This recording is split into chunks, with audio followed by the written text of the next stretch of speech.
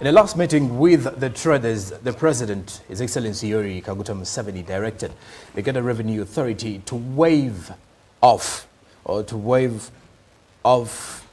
IFRIS penalties from those that had been punished, if that is the right word to use, or those who were supposed to pay those penalties for not complying with the Uganda Revenue Authority's usage of IFRIS.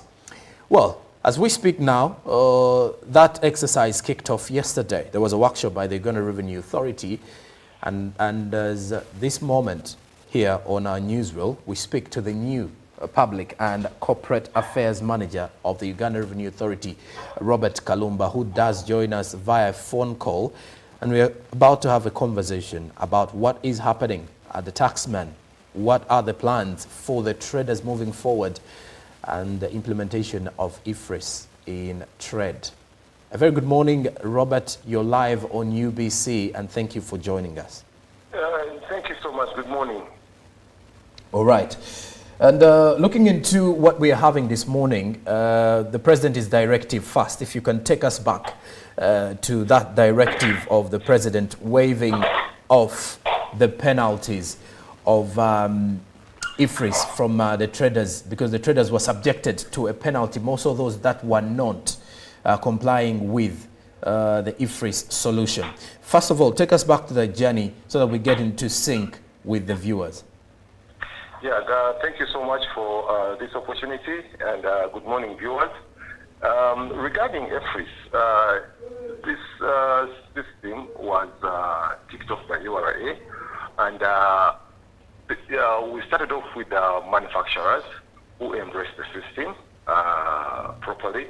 Then we took it down. It was a phased approach. We took it down to the big distributors who embraced it and started using it, and they are using it to this day. Then we rolled it out to the Wananchi down there, and that's where we had small issues, and which caused a little bit of unrest. So we had endless meetings with His Excellency the President and the leaders of the traders. And one of the outcomes of the discussion was that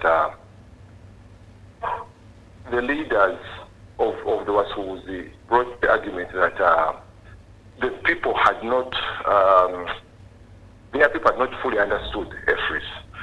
And we were advised very well by His Excellency that we should waive the penalties we had put on IFRIS.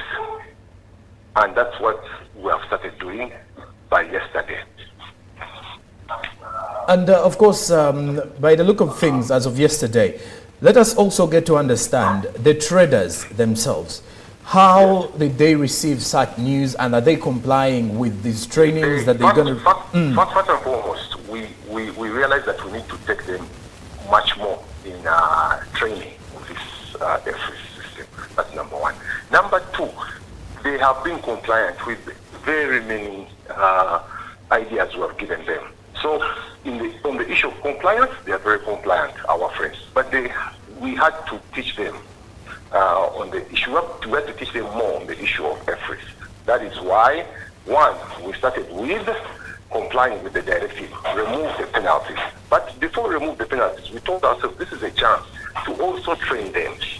So starting yesterday, there were three things we were doing. Number one, train and teach these people about the IFRIS system, about VAT, all these issues. Number two, also listen to them. An opportunity to listen to them. They also have their issues. For example, some of them were raising issues of double taxation. So we take them through the issue. We tell them, no, this is not double taxation. This is ABC. Because it's very important also to listen to them. Number three is the penalty waiver, which very many got and were very, very happy.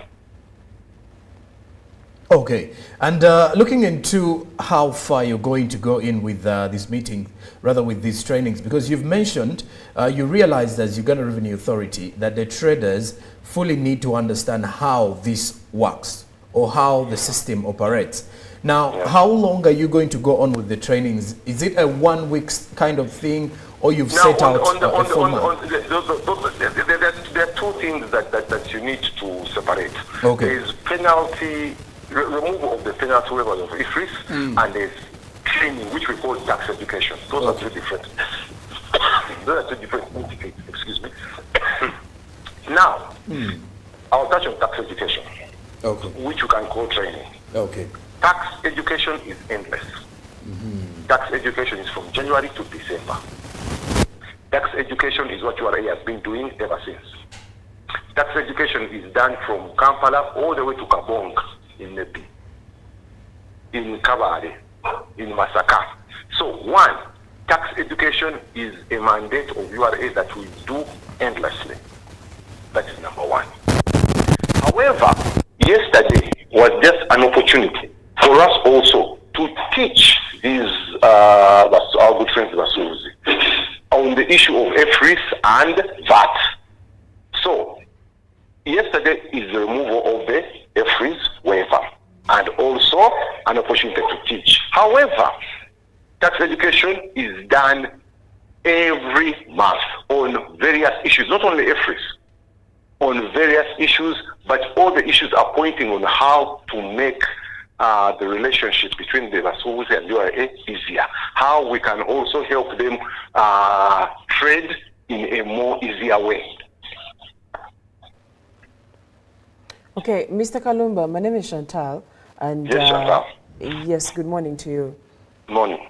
I do have a question when it comes to, we've talked about tax education for the traders and actually all Ugandans. But then I've had interactions with some of the traders, and one of the challenges they're citing is that some of the enforcers who are even reaching out to them and going to their shops do not understand some of these systems, not understand what needs to be paid and what doesn't need to be paid. For example, how do you get an individual and tax them on their personal TIN instead of the business TIN number? Some of those challenges were being cited. So what is being done also to equip these enforcers? That is a very, very good question. And that is why we also added the element of listening to them in the yesterday's exercise, listening to them. They brought those issues there. The issue of our tax educators possibly not knowing so much about what they are teaching. They brought issues of enforcement, that, oh, your law enforcement is a little bit tough on us. They brought all these issues, and that's why I said that it is very, very important to listen to the Basuzi. And yesterday, we got a chance of listening to them, and we are going to be listening to them. To answer your question specifically, that issue has been discussed, and we are also training ourselves. We're also, the tax educators are also going through training. Remember that when you are educating people about tax, not everyone may be conversant on the subject. Not everyone may be conversant on the subject. So we are making sure that before these people go down to our friends, they have to be conversant with what they are training. That is why we are endlessly taking them through workshops. We are endlessly taking them through seminars to see that they fully understand what they are going to teach our friends, the Basuzi. Great, thank you. And also, following up on the same issue, why I'm taking you back to IFRIS, there was also an element that we have people who do not meet the threshold, but voluntarily taking on IFRIS. Yes. So does this mean that it is open for anyone who wishes? That's a very good point. Now, we are saying the following, that this penalty waiver is for those who we realize that, they did not know properly how to use IFRIS. Possibly they need to understand it. That is what we're saying, that on the waiver, there are the people we can waive. Let me give an example. Like I said, IFRIS has been there for some time. 4 years. People have been using it for the last 3 years. Those who have been using it for the last 3 years and they use it properly cannot all of a sudden come and say, oh, a waiver, please. No, because I made a mistake. No. That is a mistake. You've been using waiver IFRIS for all the years, and we thank you. So those ones don't fall into that category. The category we are waiving is for those who realize that they hadn't understood it properly. who realized that they hadn't used it properly. So the waiver is not for everyone. That you're a big factory, you've been using FRAs for the last 4 years. Oh, I've come also. No. This waiver is not for you. Okay. And, well, moving in, I wanted to have a time frame of, I know the tax education is ongoing, but I wanted to know, is there a time frame that you're giving for, one, the waive of these penalties, and do we expect to have these penalties in the long run after you've put the traders in sync with IFRS? Now, this waiver is going on from Monday, started this Monday till Friday. And we said Friday, but depending on the numbers and volumes of people, we can actually push it for next week. But we're expecting people in their hundreds to come, and yesterday the turnout was good. Today, it's just because of the interview, but to be honest with you, I'm supposed to be at work already at the center, welcoming people.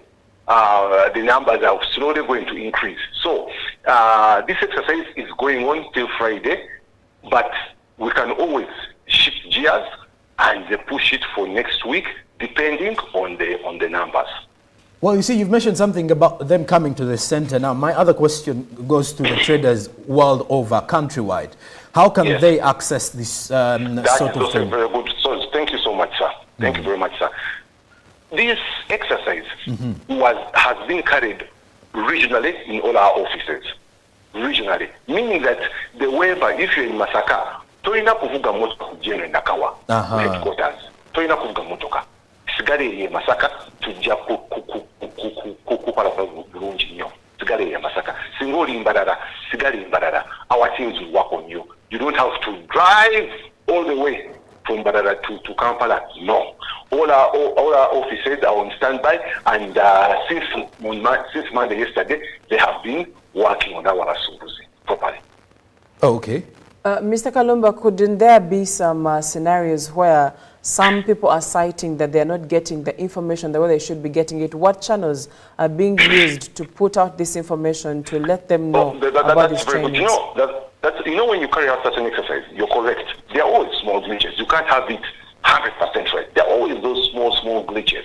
And we're telling people, our teams, that number one, customer service is important. Who's our customer? The client. We are just servants. They are our kings. So if they have any issue, our teams down there should be able to address them professionally and satisfactorily. So all those teams they have been trained to take on any concern from any trader and deal with the concern professionally and satisfactorily. Mr. Kalumba, on behalf of the traders, just in case I don't get a satisfactory answer or solution from the teams where I go to, what would be the next step I would have to take? You can always appeal. You can always appeal. You can reach us on our phone numbers. You can email us, send us an email. You can do, our offices regionally have that access of giving you the phone numbers where you can always appeal to us. And it has happened before.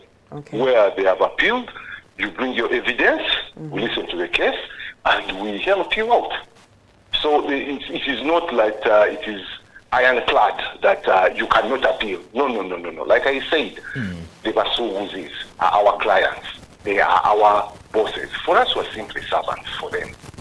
Well, it's also quite evident that the numbers that turned out at URA for starters, because many of those are within Kampala, the numbers were relatively high. Now, when it goes to the regional space, according to the reports that you've received in your office, have the traders been compliant with this week's exercise? Yes, they have been compliant. One of the issues we have had mainly in Kampala. The many FRIS issues have mainly been in Kampala, not as many as, for example, in the outskirts. However, they have also complied. The reports we have received internally is that the exercise went on smoothly, and according to the media reports all over, the exercise went on smoothly. People are excited. People have come to the offices. But the most important thing in this exercise is that the young lady has mentioned, that it was a chance for us also to listen to them. They really gave us good advice. They really showed us where our weaknesses could be. And this thing has created a bond. How can I put it? A network where we can listen. Because sometimes when you're doing these jobs, sometimes things can pass under without you noticing. You're doing a very good job, but there are certain issues that you're not picking up on, which can cause problems. But when we engage with you, we engage with their leaders, we engage with the taxpayers themselves, it gives us an opportunity to listen and help us pinpoint where the problems are. Okay. In some of the interactions we the media have had with some of the traders, I don't know whether you experienced that yesterday or you are yet to experience it, is that some of them feel that IFRIS should be totally scrapped off. Have you had any of such views? We have had those big discussions before, and we're in discussion, and like we have said that let's concentrate on A before we go to B, before we go to C, before we go to D. A is what? A is penalty waiver of IFRIS. That's what we're concentrating on. Yes, we listen to those things, but IFRIS is used all over regionally. Before even we go to Europe, our neighbors are using IFRIS. Number two, IFRIS is actually used in Uganda for the last 34 years. All these manufacturers, all these distributors, all these people, even businesses, the bars, restaurants, they use IFRIS. The only component was, we realized that I think more education is needed. More education is needed. But let's concentrate on the part A. The part A is the waiver. And that's what we're concentrating on. Okay. And before we do let you go, I wish to also wish you give a message to the traders. And I like the fact that you've further stretched the element that IFRIS is a regional thing, and that means it is here to stay, which is a good one to hear. And what kind of message would you give to our viewer who is also a trader today, and then someone who's also willing to take up IFRIS in the next weeks and months? Number one, thank you so much. IFRIS as a system actually helps you, the trader. It helps you in the long run. It helps you understand your books better. It helps us to actually pay evenly. You know, it's so unfair for client A to be paying their taxes honestly using IFRIS, and the client B is cheating their taxes with fraudulent ways. Yet both of them want services from the government. The people need to understand that the only way our country can develop is if we start, all of us, paying our taxes, our fair share of taxes, without cheating anyone. So I'm calling upon our people that let's hold our hands together and make sure we develop our countries by paying our taxes. Even everyone pays their taxes. That's number one. But number two, you've said call upon the basuubuzi.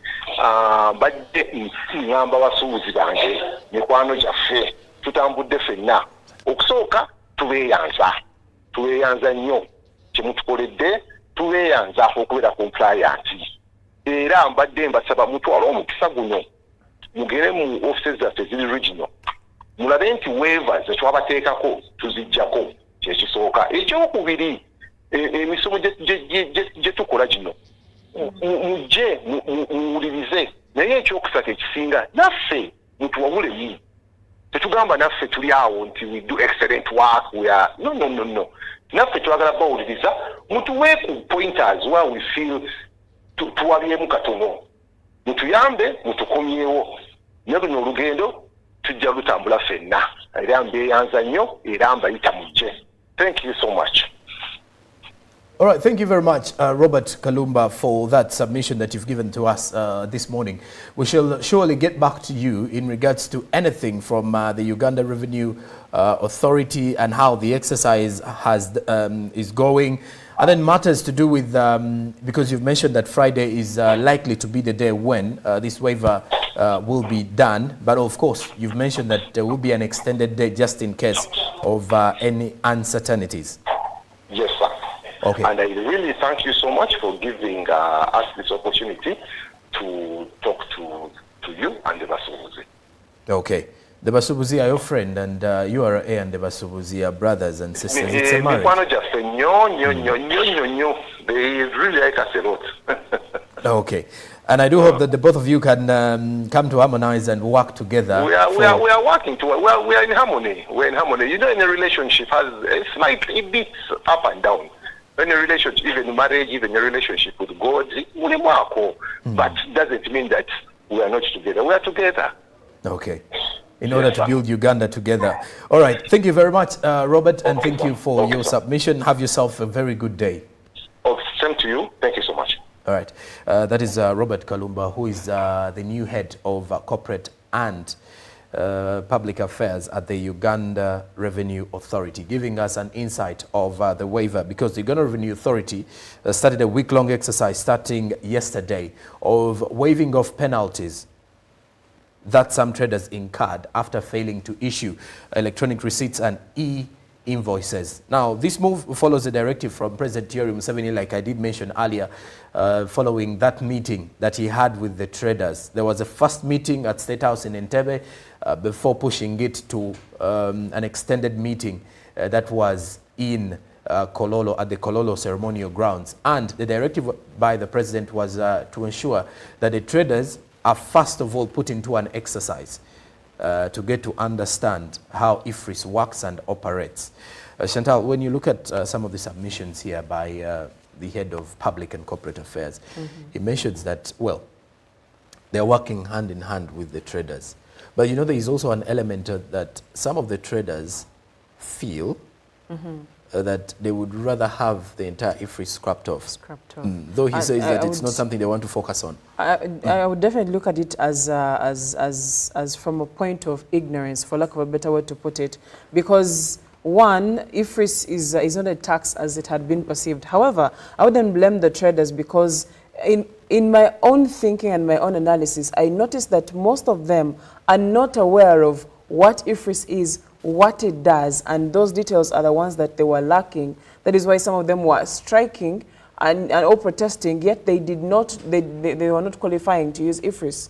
So if information had been put out and people understand this system properly, they would know that yes, it is for follow-up on taxes and stuff like that, but then it also helps a business or a company to organize itself, and it's good for tracking. So if this information is really given to individuals and it sinks in properly, we may not have people talk about putting the system away entirely. And of course, some of the traders also, while meeting the president, wanted the threshold to be lifted to 1 billion Ugandan shillings, not the 150 million Ugandan shillings, which some of them thought was a bit unfair and harsh on their side. So we wait to see through the various engagements with the office of the president and of course the traders' representatives, how far that will go.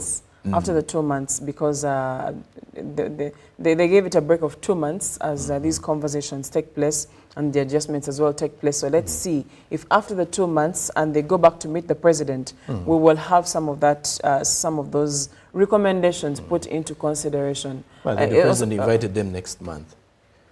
Exactly. So at the end of it all, I would like to see if we're seeing these recommendations incorporated, or at least if we can strike a fair ground for the two, and also the fact that the taxes are quite high on some of these on these traders, and it has also, of course, it trickles down to individuals. But if I'm getting a profit of 1,000 Uganda shillings, it may not make as much business sense, and could be the reason as to why you will see a supermarket here today and tomorrow it's off.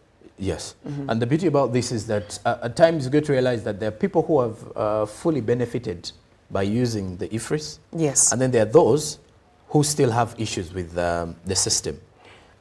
To be honest, Sonko, because somewhere else where I know we have an accountant who uses the system. The system works efficiently. It helps to track. Yeah, the only challenge would come in if someone tries to dodge the taxes, for example. It would come in if someone is not very well versed with it. But to be honest, it's a good system. Well, a system that was meant to be enrolled before the COVID-19 lockdowns. But of course, from 2021, when it was fully enrolled, many traders, of course, it started with the supermarkets that were picking it up. from 2021 moving down to the traders now, you get to realize that it's a system that is clearly taking around 4 years to work. And just like Robert Kalumba has put it, it's not only applicable in Uganda, but across the region, though the system names kind of change from country to country, or vary from what the different taxmen of various countries feel it should be. But of course, the Uganda Revenue Authority continues to remind the traders that this is not a tax system. Rather, this is not a tax, but it's rather a system that is used to track the taxation and see whether the traders are complying with their, with their duties, if I'm to put it in that way, with their responsibilities of paying taxes and rendering taxes and filing their returns on time.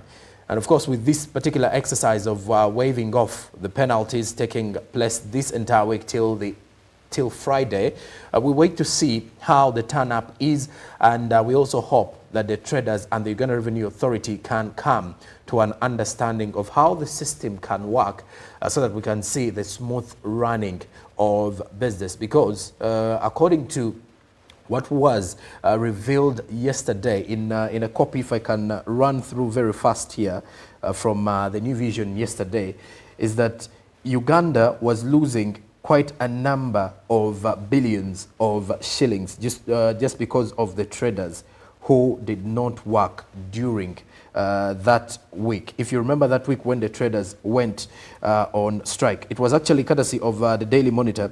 The traders' strike over IFRIS cost the government close to 80 billion shillings, according to data that was revealed. So if you go and track the business reports as of yesterday in the Daily Monitor, you'll find details of that report, which revealed that we lost close to 80 billion shillings over the IFRIS strike. There was one where the traders went a week without working.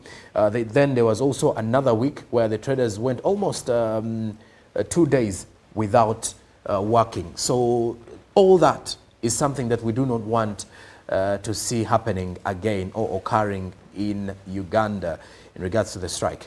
But for now, that is it for our newsreel this morning. When we do return after the break, we have more coming in from the business world and the traffic updates. So stick around to Good Morning Uganda.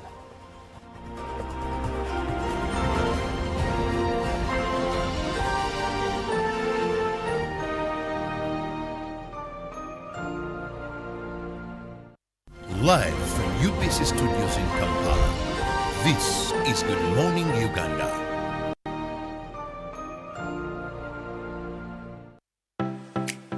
UBC is the national public broadcaster. We educate, inform, entertain, and inspire our audiences.